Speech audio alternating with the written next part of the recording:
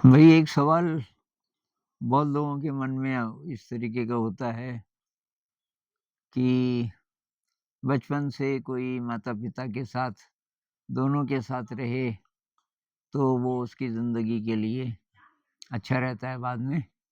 जब वो एडल्ट बन जाएगा, तो अच्छी उसको बैकग्राउंड मिली हुई होगी और अगर एक ही पेरेंट के साथ है, तो कुछ न कुछ कमी रह जाएगी। तो भई ये बहुत जनरल स्टेटमेंट है और मैंने तो जितना देखा है, उस हिसाब से ऐसा आप बोल नहीं सकते। ऐसा आप ब्लैक एंड व्हाइट नहीं बोल सकते कि दोनों पेरेंट्स के साथ कोई बच्चा है। इमेजिन कीजिए अब मेरे लिए बहुत सारे कमेंट्स अ, आते रहते हैं। कोई महिला बोलती है 2 ढाई साल का बच्चा है, रोज़ लड़ाई होती है घर में और मैं अभी यहाँ से जा भी नहीं सकती। मजबूरी है। अब आप बताओ, बच्चे को दोनों प्यार करते हैं।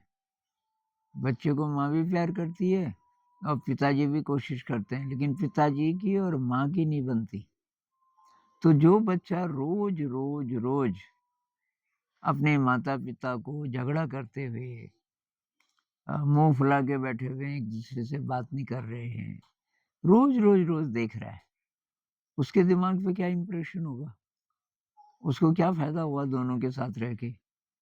एक के साथ रहता तो भाई कौन किसके साथ आप मुँह फुलाओगे? अब हस्बैंड अकेला है या वाइफ़ अकेली है, तो अब बच्चा है और आप हैं, तो ये नहीं कह सकते। अब और जो चीज़ें हैं कि अगर सिंगल पेरेंट है, तो वो कितना संवेदनशील है और बच्चे की कितनी केयर करता है। बच्चे के लिए रिसोर्सेज़ पूरे हैं कि नहीं हैं, ये तब उसकी ज़िम्मेदारी बन जाती है। और मैंने तो ऐसे भी बच्चे देखे कि जिनको याद ही नहीं ना माँ की और ना पिताजी की। बहुत छोटे थे, कोई 1 साल का भी नहीं था और दोनों की डेथ हो गई। लेकिन वो बहुत शानदार इंसान है अभी, बहुत सफल हैं। किस कोई कमी नहीं लगती उनमें। मैंने ऐसे भी देखे हैं, जिनके माता-पिता बहुत लाड-प्यार करते थे और अब वो तरह-तरह की बीमारियों से, मेंटल प्रॉब्लम से ग्रसित हैं। ये मेरे लिए जो लोग कमेंट्स लिखते हैं ना कि टेंशन है, बहुत ज़्यादा प्रॉब्लम है, तो प्रॉब्लम कहाँ से आई? भई आपके तो माता-पिता ठीक-ठाक थे ना? मेरे ख़्याल से ज़्यादातर लोग जो ये लिखते हैं कमेंट्स, तो मेरे ख़्याल से आपके जो माता-पिता हैं, वो दोनों ही रहे होंगे आपके साथ और आपको प्यार से भी ट्रीट किया होगा, तो उसका क्या फ़ायदा हुआ आपको? क्योंकि आपके जीवन में जो असली चीज़ थी, वो तो दे ही नहीं पाए। तो एक खलील जिब्रान है ना, खलील जिब्रान आपने नाम सुना होगा, बहुत फ़ेमस राइटर, पोएट।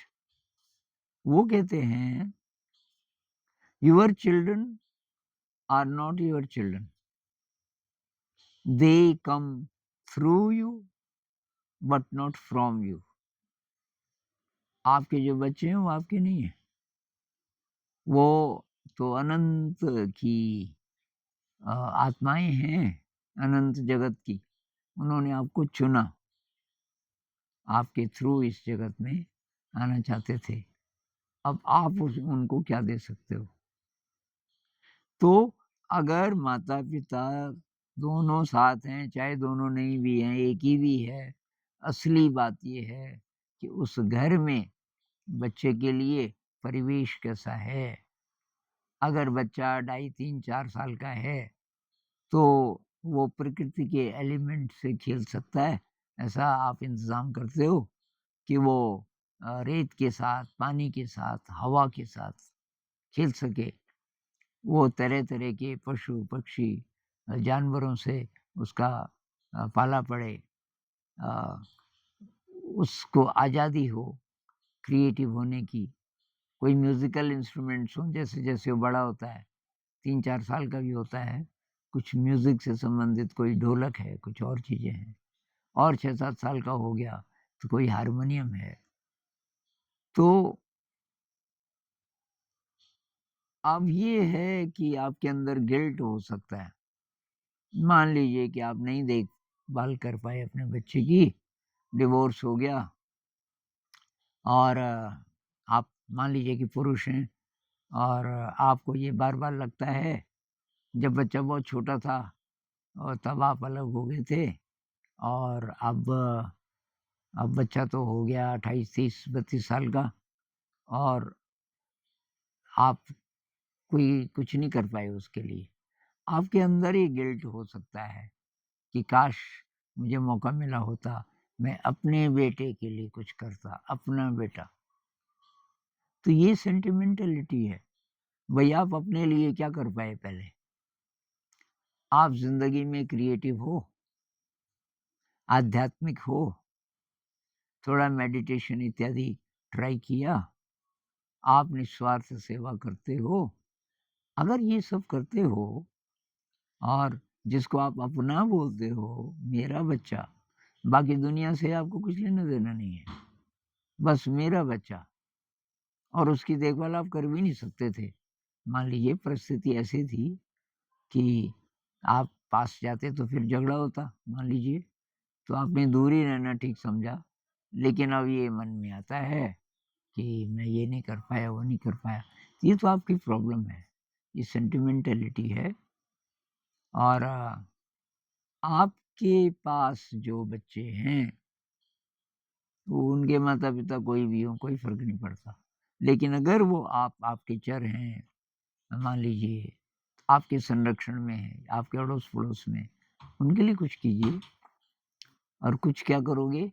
ऐसा कुछ कीजिए कि उनके जीवन में ये आध्यात्मिक विकास हो सके, उनके जीवन में क्रिएटिविटी आ सके।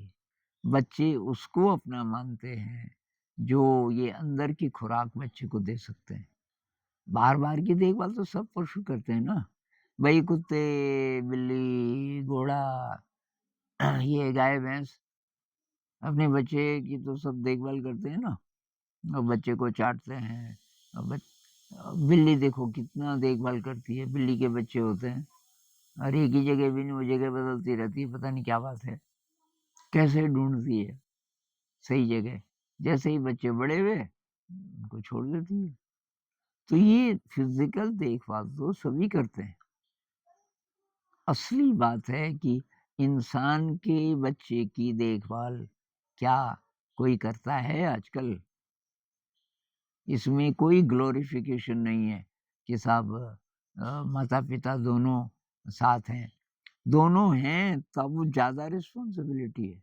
एक है तो चलो, एक है तो वो झगड़ा किसके साथ करेगा? 2 हैं अगर और साथ हैं, तो अगर तो एक-दूसरे को थोड़ा बहुत प्यार करते हैं, थोड़ा अंडरस्टैंडिंग है, तब तो उनके बीच जो बच्चा है, वो ठीक रहेगा।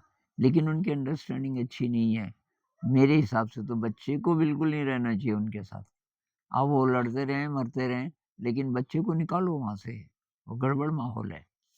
चाहे माता-पिता दोनों ही प्यार करते हैं, कहाँ करोगे प्यार? क्योंकि उस घर में तो कलह है, उस घर में तो मम्मी-पापा झगड़ा करते हैं, तो बच्चे के लिए सेफ जगह तो है ही नहीं वहाँ। तो थोड़ा गहराई से देखना चाहिए हम इंसान पैदा हुए, असली उद्देश्य क्या है?